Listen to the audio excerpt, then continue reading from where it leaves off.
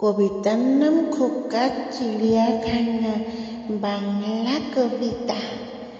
খোকা কুকুর চিড়িয়াখানা আমি ভালোবাসি। মাঝে মাঝে আমি তাদের চিড়িয়াখানায় আছি।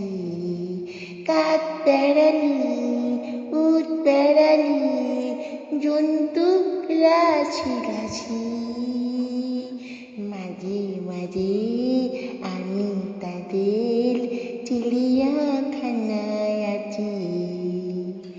ছাগল আছে কুকুর আছে, আছে হাজার রকমের পাখি